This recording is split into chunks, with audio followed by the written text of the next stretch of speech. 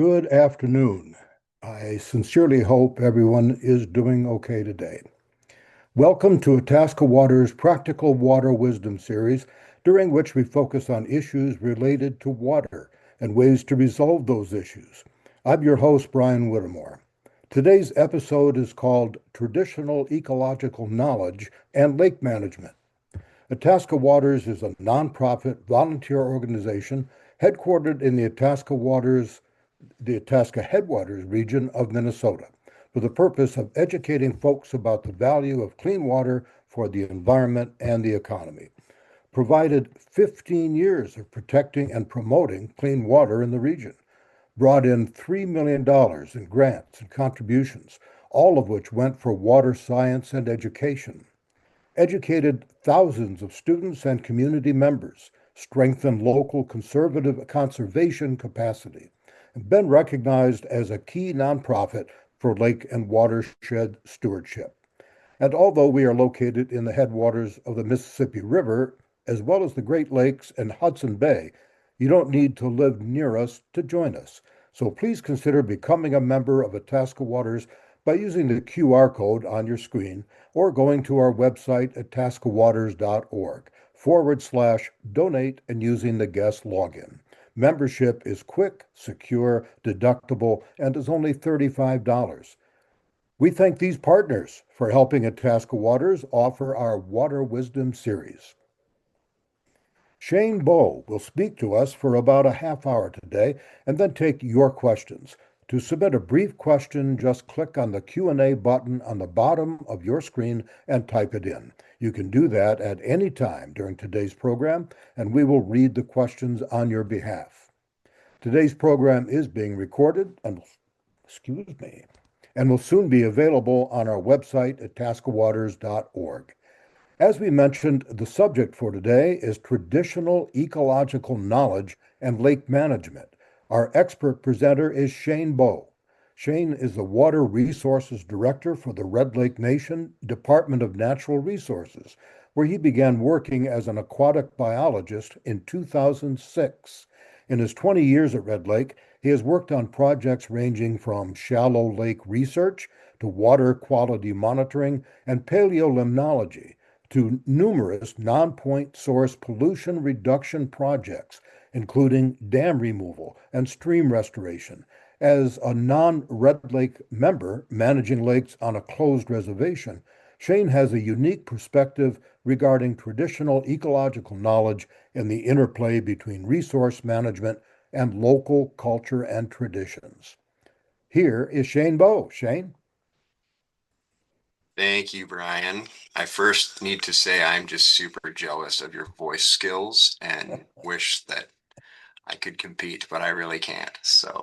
All right, so let's see if we can get the proper screen to pop up here. I believe that's the right one. You'll have to let me know if it doesn't look right. All right, well, thank you for the introduction. I feel like that really kind of sets the expectations high. So let me just see if I can take those down a notch. I have a really great team here at Red Lake, and without them, I would have really very few accomplishments to even be talking about. So a lot of props to my team and the staff that we have here. Regardless of that, I thank you for putting aside an hour of your time and quite possibly, I assume, your lunch break today to listen to me yap. I know the official title of the webinar is TEK and Lake Management, and I've intentionally changed the title of my presentation. That's not a mistake. I did that because I think, as I'll mention again later, at Red Lake, we tend to think of TEK and community input as sort of a similar thing. We use them together, and I think it's maybe a bit more digestible as far as terms go for those who don't work in this field. Throughout this presentation, I might use TEK or I might use it interchangeably with community input or community priorities. But just so we cover this, what is TEK? Traditional ecological knowledge and closely related terms like indigenous knowledge, or sometimes you'll hear native science, have a number of definitions depending on who you ask. I like Dr. Kyle White's sort of non-definition is that it is a collaborative concept rather than just a term, and it means different things at different times. We scientists tend to have a tough time with that, but I'm warming to the idea. Essentially, it boils down to having an open mind, listening to people who may see the world through a different lens. And I think that's always good advice, especially with today's political times. So for today's purposes, I'm actually going to focus a lot less on any definition of TEK or the specifics of TEK and focus a lot more on how we incorporate tribal community input into our lake management program. Spoiler alert for those with short attention spans, it's hiring tribal staff. And I'll get into why that works best for us and some challenges and potential solutions in that realm. So when I was asked to talk about this subject, my immediate thought was essentially that I'm not even remotely qualified to discuss the appropriate ways of approaching resource management and tying it in with TEK. But I agreed to talk about it because as a non-tribal member, I have been sort of stumbling through this and putting my foot in my mouth for the last couple of decades. And I think throughout that, I may have gained some information that's worth sharing and about what's worked for us. I might be able to provide some information about how you can improve the level of like community input if you work for a tribe, or if you don't, if you work for an outside agency or an NGO, how you might move forward to work with tribal programs. But first, a couple of caveats. I don't have all the answers. I probably, in fact, do not have all the answers or any of the answers. I don't have a deep understanding of TEK or how to ensure that it's incorporated into your projects and your management efforts. I also really can't provide like a generalized template for working with tribes, as far as like bringing TEK into your individual projects. Um, each and every tribe is going to be unique, and each and every project is going to be unique. I will, however, provide a few recommendations at the end of the presentation. And then finally, if you really are looking for like a deep dive into TEK, its appropriate usage, appropriate outreach, I really recommend that you reach out to one of our partners, Dr. Kyle White from the University of Michigan. He's published on this. He's presented on it extensively. He is my go-to resource if I need to know something about TEK. He's very approachable, and he's been a great resource to us. So what am I going to talk about? I'm going to start with a brief description of Red Lake Reservation for those who are unfamiliar with the area, what makes it unique amongst reservations. I'll cover a bit about our monitoring program, just kind of give you a little background and some context. And then I'll talk a little bit about how we think about TEK or tribal community input or community-based knowledge. We perhaps don't think about it the same way other agencies do, or even other tribal organizations. I'll finish up with descriptions of a couple of programs that we have in place to increase tribal member involvement in the workforce, and then how that, I think, ties into gaining insight into tribal priorities. And then I'll finish with some ideas for outside agencies and answer questions. So here's Red Lake Reservation. I'm going to see if my pointer works. Yeah. So this boundary on the outside that's in black is our 1863 treaty boundary. Within this boundary, the tribe retains hunting and fishing rights. The red box in the center here with the hash marks is what we refer to as the diminished reservation. And it's called that just because it was diminished from, it's a smaller subset of the acreage pared down from the 1863 treaty area. That area is actually 99% trust lands or tribal lands held in trust by the federal government. It's got a couple of parcels of what's called fee land, which is essentially state-owned land within the tribal reservation. The remaining scattered parcels of pink or red or whatever color they look like on your screen, this stuff here and this stuff up here in the northwest angle, those are all, we refer to those as the restored ceded lands. However, they are not what other tribes would probably refer to as ceded lands. Those are all trust lands, and any regulations that apply on the diminished reservation also apply within those trust lands. When other tribes speak about ceded lands, they're generally referring to something more akin to what I described within this 1863 boundary. So areas where Red Lake retains the usufructuary rights.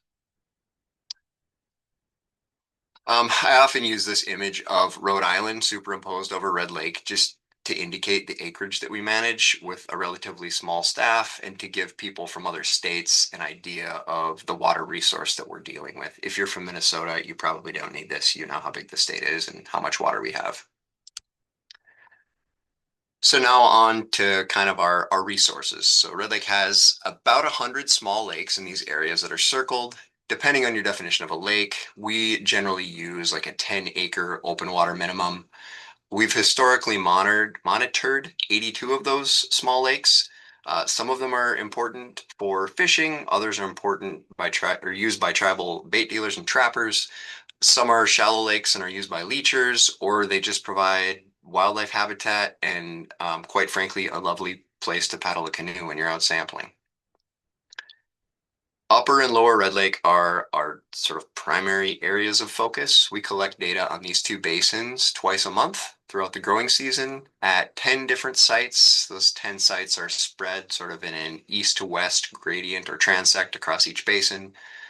Data collection is kind of our standard water quality parameters, nutrients, Secchi readings, SON profiles for DO, dissolved oxygen, temperature, conductivity, pH.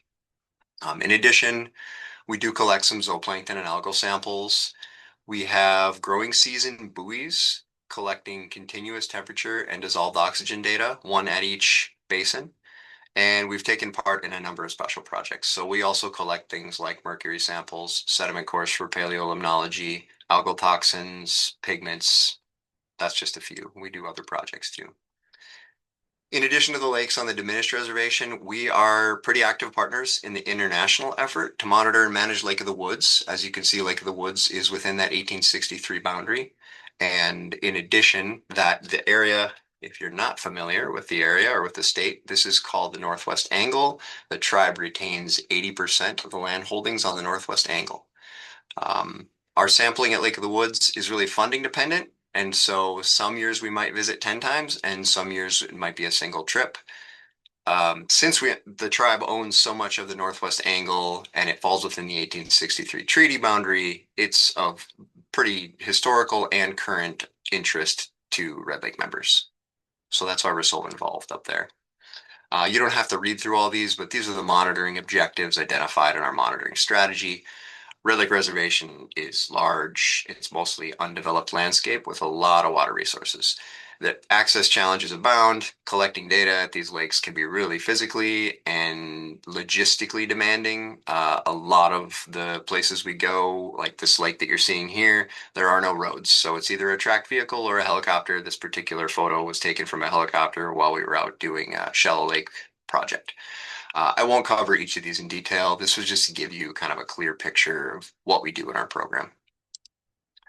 So now that I've covered the basics of what we do, I want to talk a little bit about how we think about TEK. I think we approach it a little differently than other tribal programs. And actually, until I started preparing for this presentation, I hadn't really thought about that fact or why we do it that way.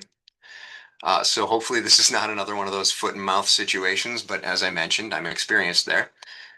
I think that even among tribes, Red Lake is a uniquely private community. There are only, or they are one of only two closed reservations in the United States. There's not really a legal definition of what that means. However, one of the things that it means in practice is that communication with outsiders is often a little bit more guarded. I include myself as one of those outsiders. We don't need to dig up the history of why that might be. For the purposes of this presentation, we can sum it up by stating that a lot of promises have been made to tribes and very few have been kept. So distrust of outsiders is, I would say, well earned throughout history. The point of this is that I can't simply have a community meeting or post a notice and expect a significant level of community input. When we have public meetings, it's rare that the sort of TEK information that you might think of would be offered to us. While this may be true in a lot of places, I find it to be especially true at Red Lake. The other thing that a closed reservation provides, which is actually a real benefit from a management perspective, is a strong level of protection from outside influence. In fact, DNR staff, like me, again, are likely the largest source of outside influence with respect to natural resources and management of those resources. Most tribal staff from other tribes, at least in the region, the ones I'm familiar with, have to deal with outside agencies co-managing water resources or non-tribal members using the same resources as tribal members. And while this is true outside the diminished reservation, it is not the case within. So Red Lake has sole jurisdiction over waters located within the boundary of the reservation. As a non-member, you can't even access most of those waters. So, how does this translate to thinking about TEK differently? Well, one, we don't really differentiate between community input and TEK, and that's because any information that we get out of the community is filtered through a traditional lens. Now, I just told you a little while ago that there is an extra layer of difficulty getting that information in the first place, and we will revisit that shortly. The second aspect of working on this closed reservation is that the tribal council and our leadership at Red Lake DNR are much more in control of the work that we do. So we serve at the pleasure of the tribal council and do our work in accordance with tribal guidance. And for the most part, we can ignore management priorities outside the reservation. And that's not to say they don't often align or that, the other agencies don't have good ideas. It's just that we're not beholden to state bureaucracy or to the politics du jour. So what does that look like? Briefly here, just two examples that I thought of that were worth discussing. We recently had a project in place to improve some lake accesses. The lake access locations were identified and prioritized by the communities on the reservation, so not by Red Lake DNR. Sometimes they prioritize them without even including DNR in the discussion behind the choice. The benefit to that is that way sharing sensitive information about what resources are being harvested doesn't have to be shared. This incorporates tribal community input without having to share information unnecessarily. And since we don't have to consider factors that, for example, the state DNR might have to for locating an access, we can just do our best to accommodate the community decision. A second example is mercury in fish tissue. And this one is an example of a project where we asked for public input on fish consumption rates, and we received some information, but not really enough to provide the guidance we were looking for. Standard surveys were not really answered, and when they were, they often didn't provide useful information. So this gets back to the unwillingness to share personal information. We were able to approach this a couple of different ways. One was at a tribal health fair, where instead of standard survey that we would normally hand out, we just showed people a plate with fried fish on it and just visited with them. And in the process, we worked in a question about how much of the fish they would eat in a sitting and how often they eat it. And this provided some really good insight. And for the record, I think, or we think, that people eat way more fish in a sitting than what they report in surveys. Like I said, our survey didn't provide great information, so that's a little bit anecdotal, but it sure seemed like people were reporting a lot more fish would be eaten when they were standing there looking at fish. And maybe it was the time of day and they were hungry or something, but significantly more. The other part of this one is what I said I would revisit, and that is how are we getting information that the community isn't comfortable sharing? Here we were able to get some more detailed information about traditional preparation of fish meals that plays into our mercury consumption guidelines. Since people were uncomfortable about sharing the information, I'm not going to share it here.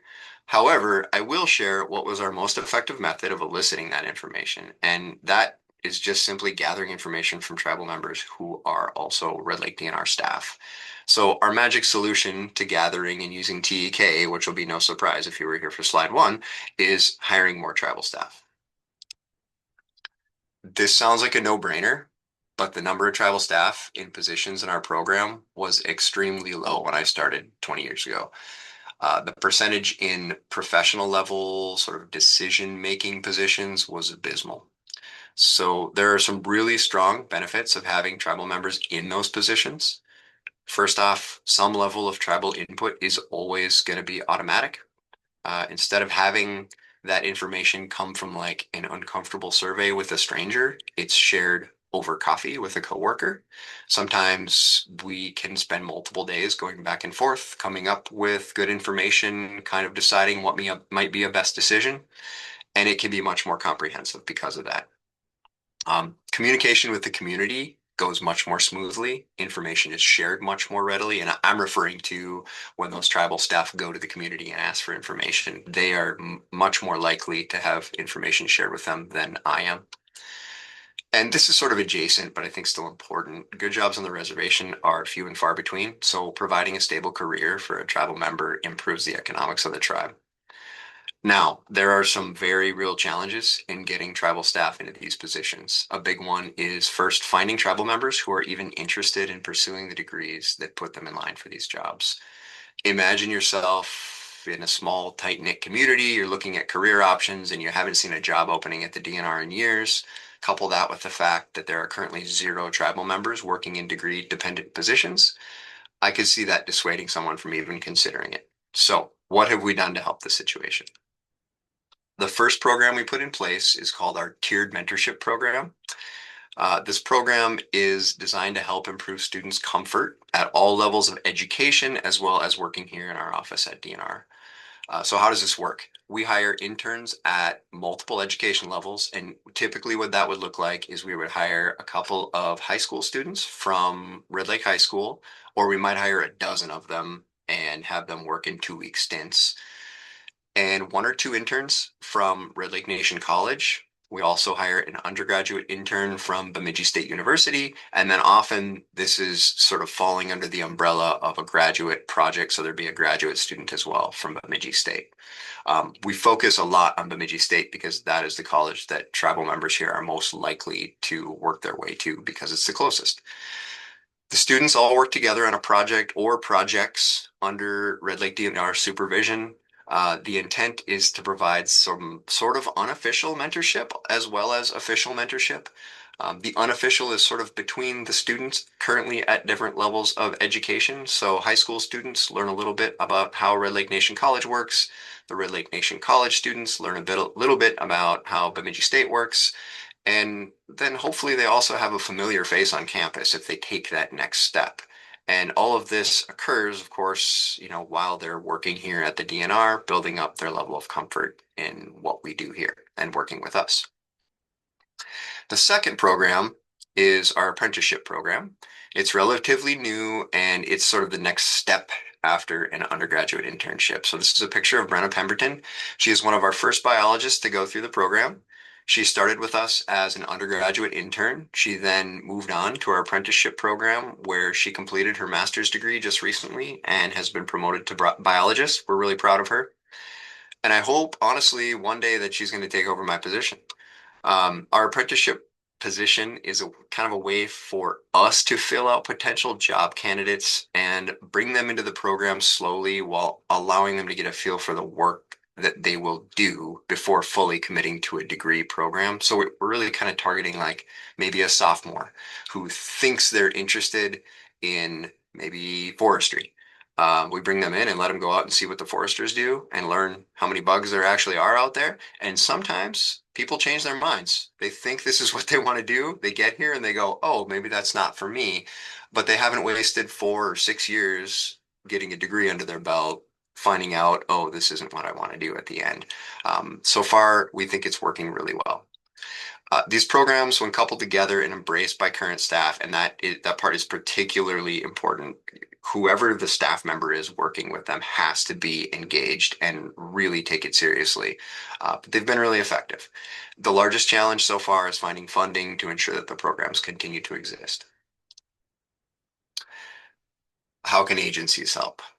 I don't even know if that's the right title for the slide. And I'm not sure if this applies so much to the specific topic at hand, but I think I do have some advice for other agencies who want to work with tribes in general.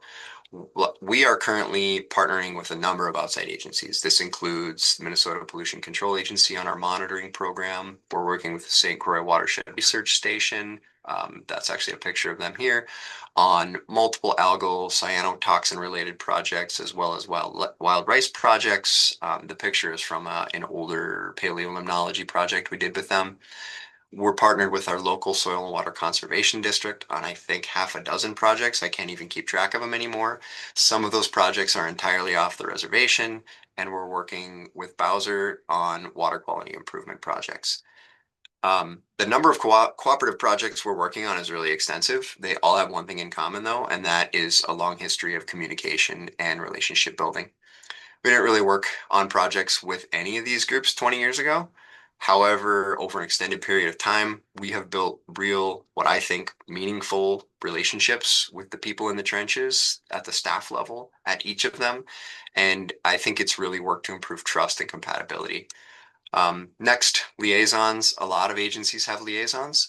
And I gotta say, I've experienced some of the absolute best and some of the absolute worst liaisons within the same agency. I'm not gonna call out agencies, but I will say if they're the right person with the right attitude, they're really willing to get out and get to know tribal staff. I think that they can be hugely beneficial. However, I would caution managers not to simply hire a liaison and trust that they're going to do a great job. I think there are some liaisons out there who have done more to hurt state tribal relations than help. There are today agencies who have liaisons who I've never spoken to, even as water quality related projects occur on or near Red Lake. My intent here not being to call anyone out, but just to point out that there are good ways and bad ways to build relationships. Funding, I think that's kind of an obvious one. Funding's always a nice carrot. It's a good way to get the ball rolling on a cooperative project. It's a good way to get your foot in the door and work with tribes. And then finally, if you really want to have tribal input, you need to hire tribal staff. Perhaps not to the extent that we do, but maybe at least in those liaison positions, the improvements in communication, I think, that occur because of that are enormous. So in conclusion, at Red Lake, as we seek to incorporate TEK, traditional ecological knowledge or community input into our lake management program, we've really shifted our focus to hiring tribal staff for those degree dependent positions. The programs we've developed to make this happen are obviously not perfect. I think they're definitely a step in the right direction. If you want to work well with tribal staff, communicate early, listen to what they have to say. And with that, I would be happy to entertain questions, even though I likely don't know the answers. Thanks. Thank you, and Chi Miigwech, Shane. Before we take your questions, let me suggest that if you are enjoying today's presentation by Shane, then please consider becoming a member of Itasca Waters. And you can just use the QR code on your screen or go to itascawaters.org/donate and use the guest login. Now let's get to the questions, and handling this part of today's program is Hillary Sorensen, Water Resources Extension Educator at Minnesota Sea Grant. Hillary? Thanks, Brian, and thank you, Shane. That was fantastic. So much information there. Really good advice. So we do have some questions here. I'll just jump right in because I imagine there will be several. The first one is, how does Indigenous knowledge address invasive species, and how does this differ from conventional management approaches? Great time for me to start off with that. I don't know. We do work in invasive species. Off the top of my head, I don't really, and like I said, at Red Lake, we just listen to community input. We listen to what the tribe says is important to them. The thing that comes to the top of mind is that tribal members are really, really concerned about the invasive species that have found their way into Red Lake, which includes, unfortunately, zebra mussels, and have expressed concern about transferring those from Red Lake to some of the small lakes. And so, we've taken some steps to do things to prevent that. I don't know that Indigenous knowledge really weighs into that so much, because I think those are the same things that we would do if we were outside the reservation. Yeah, so I don't have anything great there. I did start this off with a caveat that this is just not my area of expertise, right? There's one thing I'll add, and that there's a tool called the Tribal Adaptation Menu, and this was developed in partnership with a number of different tribes in Minnesota and Wisconsin, led by the Great Lakes Indian Fish and Wildlife Commission. And in that, they were just refer to invasive species as Monadunsag or little, or I think it's little spirits or something. And so it's just a different perspective of, their of how we look at invasive species. And that's really the extent of what I know about it as well. So just throw that in there. Okay, second question. What should non-tribal researchers or organizations keep in mind to work respectively and effectively with tribal knowledge holders? So this is another place where I'm not going to not answer, but I'm going to start my answer by saying that reach out to Kyle White. He is absolutely a plethora of knowledge in this area and how to approach these things respectfully and appropriately. And I mean it when I say that I think each individual project and each individual tribe is going to ask you to do things in a slightly different way. So I guess what I would say to keep in mind is start the conversation early, really, really early, earlier than you think you need to start the conversation. Reach out to tribal staff. Let them know what you're thinking. Make sure that they're involved. Don't come to a tribe and say, "Hey, we developed this project and we got the funding and now we want to come on your reservation and do this project." You need to involve them much sooner so that they can be involved in the development of the project to ensure that it's done in a way that they feel is respectful. Advice, thank you. So you talked a lot about this, but a question from Annika is, what is the rough ratio of tribal to non-tribal staff in your workplace, and how much has that changed over your time there? Um, I, I haven't done the numbers. I'm just thinking right now. I would say that the ratio is close to 50-50. Actually, no, there's probably more tribal members now than non-tribal members. But in those professional level, sort of degree dependent positions, I would say that it goes the opposite direction, and that's what we're trying to improve. Um, it's really hard for me to think DNR wide how it's changed, but I can say within our own program, I know it's changed, and largely because of those programs that we put in place, we've tried to improve it. So now we have two tribal members who are working in degree-dependent positions. We have a hydrologist, and we also have Brenna, who I mentioned, and she'll really appreciate that, I'm sure, as a biologist. Great, thank you. This question comes in from Stephanie. Could you explain a little bit more about the ceded territories and their difference from other tribes?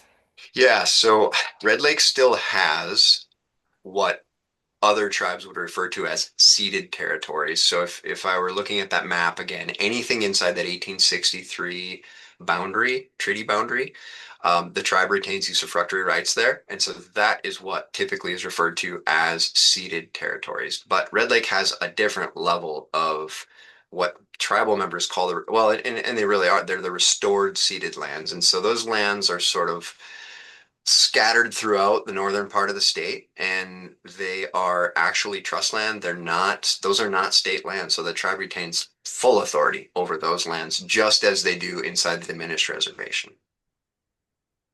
Hopefully that helps. Thank you.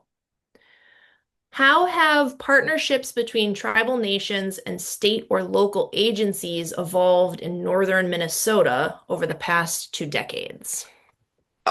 Again, I'm only going to speak for Red Lake here, but I know 20 years ago when I started, not that we didn't talk to other agencies, we did, but I would say that what we had would not be described as partnership.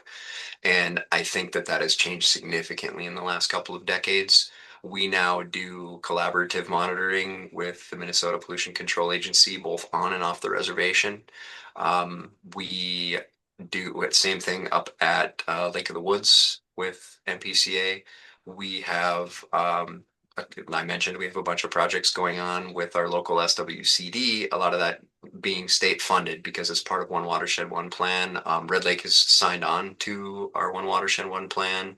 We have an MOA for the implementation of it. And so I think those cooperative efforts and those relationships, they just didn't exist back then. And so I've seen, at least at Red Lake, I've seen nothing but movements well, I shouldn't say nothing, but I've seen a steady progression in a positive direction.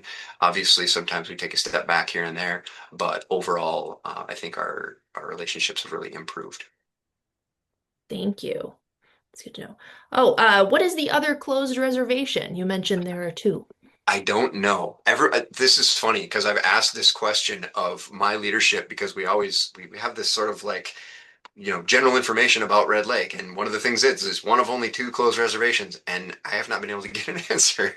I admit, when you mentioned that, I looked it up, I Googled it, and it Well, wasn't listed. Only and- Red Lake was listed. yes, and I think part of that comes back to like there really isn't a legal definition of what is a closed reservation, and so it's just like Red Lake identifies as a closed reservation. I mean, there are a lot of little details that you could add up together and see like, oh, that's why it's a closed reservation, but there just isn't a particular definition.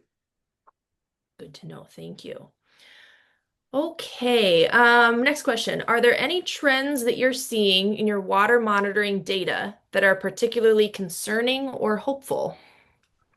Um, yes and yes. I guess I would say the trends that we see that are concerning have to do with like the fact that we used to have a pretty healthy whitefish population in Red Lake, and it's all but extirpated now.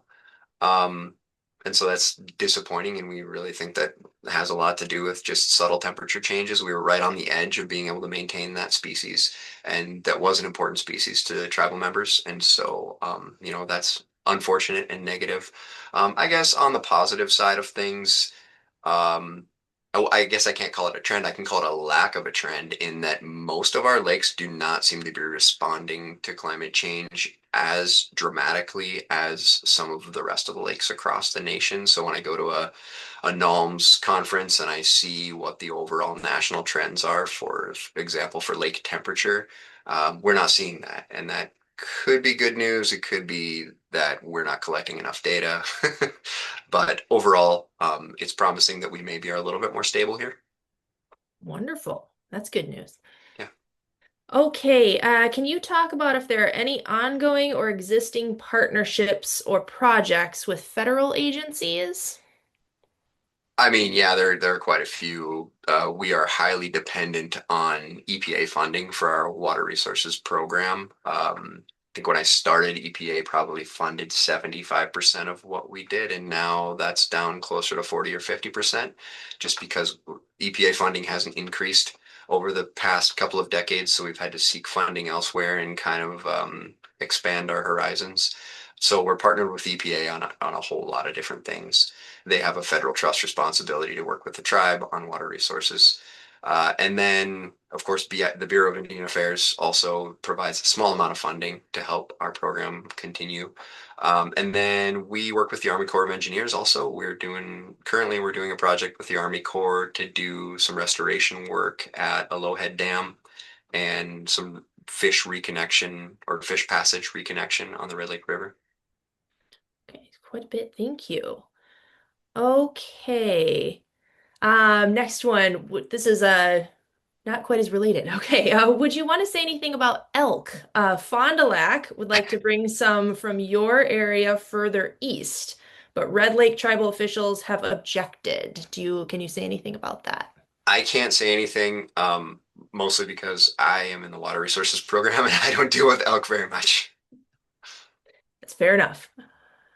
Okay, what can non-tribal members do to help tribal students and early career professionals overcome some of the barriers that you mentioned to entering water resource careers? I mean, I think there's a lot that can be done. If I were being asked that from an agency perspective or an NGO perspective, I would ask for funding. But that's what we're always doing is asking for funding, right? Things that individuals might be able to do is if you have a tribal student going to your college and you happen to be there and you can make them feel comfortable and help them navigate, I think that's really important. What we've seen a lot of is Red Lake members. I mean, it's a small, tight-knit community. People don't leave the community and they get to BSU, which is our local university, but it's still a foreign place and it's intimidating. And so that's kind of why we developed our tiered mentorship program in the first place. But things to sort of help folks navigate the world is actually something an individual can do. But if you have money you want to hand out, we'll take it.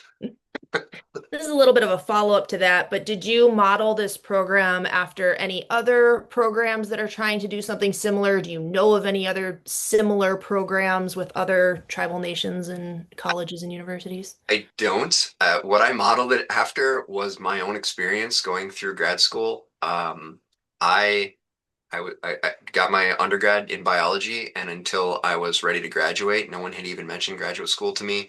But I was lucky enough that I had been working with the state DNR actually on a project as an intern, and they provided some mentorship to me and talked to me about, if you want to go into biology and aquatic biology, you're going to need a master's degree and you need to move to that next level. And they actually sort of helped me with that. And working on that project with a graduate student made me feel a lot more comfortable realizing like, oh, graduate school is just like, it's just the next thing. It's not some big untouchable, magical thing that only special people can do. But I think if I hadn't had that mentorship, I never would have gone on to get my own master's degree. And so I just kind of modeled it after that and thought, well, I was uncomfortable and didn't really know what was going on in the world of graduate school. And I worked over here at the Red Lake Nation College as a second job. I taught their environmental science class and their biology class. And talking to students, it was apparent that they really needed some guidance that went beyond what just like the advisors could give them. You know, where is, sorry, you don't know BSU people, but where's Satgast Hall? Where's the admissions office? How do I figure that out? And just a lot of little details that you're not going to go to an advisor and ask these things, but you might ask a student who's sitting next to you in the canoe as you're just chatting about how school goes. So that's where it came from. Great, thank you. Okay, next question. So, Red Lake's walleye recovery is often held up as one of the great fisheries success stories in North America. From your perspective, what made the partnership between the Red Lake Nation and the Minnesota DNR work so well? I'm not the person who would be working on that. That would be Pat Brown, our fisheries director, but I've heard enough from Pat to at least kind of be able to answer the question. And it's really just good communication between the technical staff. I mean, there's a place for leadership and there's a place for the higher level folks to get involved. But if the folks at the technical level can't talk to each other and get along, these projects fall apart. And so they do. I think now they just do an annual meeting, but they had a lot more regular meetings back then, in-person meetings where people got to know each other, got to figure out what are their shared goals and how can they work together and just built trust. And I think that's the really important part. Wonderful, thank you. Okay, is there a lake health difference between Lower and Upper Red Lake that you would want to express? Um, I don't believe that there is anything we would describe as a lake health difference. However, the lakes do have the basins are different. Upper and lower are, well, upper is half the depth of lower. The nutrient levels are higher in upper, and so we expect to see more regular algal blooms in upper and never stratifying in upper, whereas we think lower sometimes stratifies and might have some internal loading. So there's differences between the basins, but the land use around upper and lower Red Lake is thankfully almost non-existent. Even on the upper side, there's a little bit of agriculture over there, but not a whole lot and not really intensive agriculture. And so the inputs to the lakes are largely coming from precipitation, and that's pretty similar across both basins. And so we don't really see any major differences in health. You mentioned zebra mussels. What other aquatic invasive species are of particular concern in the basins? Starry stonewort is there as well. It's been located on the east side of Upper Red Lake. It's not a particularly good lake to establish more starry stonewort, but we'll see. And so far the zebra mussels, we have found them, but we've only been able to find veligers, so we haven't really found that. As obviously there's an adult population out there somewhere because we've located veligers multiple years, but it hasn't seemed to sort of take off in ways that it has in other lakes. So we're hopeful. We honestly we don't know why that is because we have water quality, water chemistry that actually is just fine for zebra mussels. There's nothing preventing them there. The lower lake has decent substrate. Other than those two, spiny water flea is one we've been worried about. Mostly not because spiny water flea itself is likely to do really well in these lakes, but just because the folks who go fishing on Lake of the Woods on their way home often like to stop at Red Lake and pick up a few more fish. And so they've come right out of a spiny water flea infested water and right into Red Lake. And so we've tried to be diligent about that. We've worked with our local partners and state partners on doing inspections and signs and things like that. But that's one we're probably the most worried about. Gotcha. Thank you. Okay, you touched a little bit on this, but how do treaty rights and tribal sovereignty influence lake management decisions in northern Minnesota? Again, I'm just going to speak for Red Lake because here's where I think Red Lake is really unique in that the tribe has absolute full authority over all of the waters that we manage, with the exception of Lake of the Woods. So, if the tribe wants to make a management decision on any of our small lakes or on the tribal portion of upper or all of lower, those decisions can be made. And the treaty rights, I guess sometimes treaty rights are often referring to the ceded lands or the areas outside of the diminished reservation. So we'd be talking about Lake of the Woods.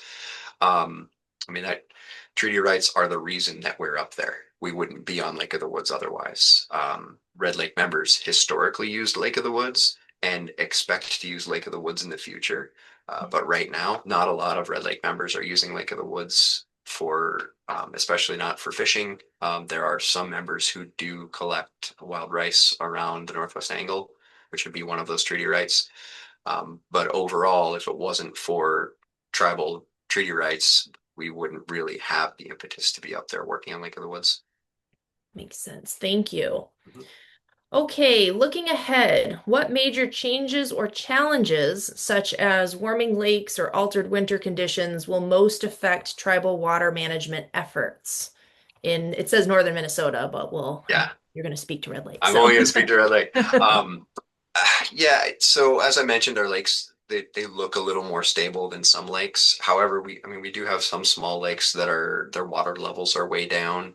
Those are our groundwater fed lakes, so those would be of concern. But actually, I think that our biggest risk in the nearer future has a lot more to do with the building of homes and sort of expansion of the communities at Red Lake, because most of Red Lake is a giant wetland area, and there are only so many areas where tribal members are able to build homes, and those homes happen to be right in and among all of the small lakes.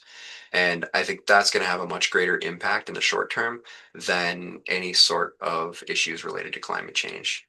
Not that those aren't coming, they are, but in the short term, we're more concerned about urban sprawl, for lack of a better term. That makes sense. Thank you. Okay, a couple more questions here. Do you integrate narrative questions in surveys such as creel surveys or hunter harvests and monitoring programs to incorporate tribal member knowledge that can be quantified for management actions? I can't think of a specific example of that except for the one that I said I wasn't going to share the information with anyone because people didn't want to share that information. I guess the question that we asked, and I can't remember how it was worded exactly, but was essentially like, are there specific traditional methods of fish preparation? And that was able to get us, well, actually, we didn't get answers to that question in the survey that were useful. That was the one that I used as the example where we were able to talk to tribal staff here and learn some answers. Great, So thank you. it kind of answered it, right? Definitely did. Okay, what are some examples of traditional ecological knowledge, such as knowledge of wild rice or fish behavior, that have been especially useful in understanding lake changes in your Yeah. area? I mean, the one that pops to my head right away is I already mentioned it. It's whitefish, and the fact that they used to be really important to tribal members, and they were harvested by the thousands, and now they're not even to be found. I mean, there's still a few out there that show up in our fish population surveys, but there's not a usable number of fish in the lake anymore. That's great. I know some of the other tribal nations have done a lot of phenology studies, which have gotten at this, learning about sort of the history of things and how things have been changing on a seasonal basis over time. Okay, how does working on a closed reservation shape the pace, structure, or approval process for lake management projects? Very streamlined. For the most part, If the tribe wants to do a project, we do the project. There aren't permits. There isn't another agency we need to talk to make sure what we're doing is okay. We don't have to follow, for example, NRCS guidelines for engineered plans. We still do that. So we on almost every project that I can think of that we've done on the reservation, we've reached out to either an engineering firm or NRCS to try and get them to help us engineer the project, but we're not required to. And so if there's some holdup and we just need to get out there and get a culvert in, we can just do it. Great, thank you. Okay, what approaches work best for engaging tribal community members in lake management planning and research? I mean, I feel like that's kind of what my talk was about, but for us, that has been reaching out to first our staff who are tribal members who are a little more in touch with the community. And then if we want more information from the community, they're the people who should be asking. And they can help sort of filter what's appropriate to bring forward and what, maybe there's information that's useful but doesn't need to be shared with us. They can make that decision. That's Do what I you think. do you find that going to events that are already happening, like community events, or holding your own separate event works better for getting people to Um, engage? we do it. I would say that it doesn't provide us with a ton of information. It allows us to get information out. And I think it's still really good to be at those community events and do that and bring them information about what we're doing. But it's very rare that we might receive some feedback, but it's very rare that we're going to get the kind of information that we would normally be talking about in a TEK scenario. Hmm, gotcha. Thank you. All right. Well, thank you so much, Shane. Really appreciate your time today and the information that you shared. And I'll pass things back over to Brian. Thank you. Thanks. Thank you very much, Hillary, but really thank you to Shane Bowe and an example of very respectful dealing with your space and your environment and all. Good job. This program will be available soon on our website, taskawaters.org. Please feel free to recommend it to family, friends, and neighbors. Also, we are asking for your ideas about the Water Wisdom series. You can respond to the evaluation form we'll email to you. The next program will be on January 29th and feature Sarah Elliott talking to us about when a forest burns, what's in the water? You can register for free on atascawaters.org. There is a wonderful array of topics during the 2026 season, so please feel free to register for any or all of them. And while you're on the website, please consider becoming a member at atascawaters.org/donate or follow the QR code on screen. I'm Brian Whittemore. Thank you for watching today.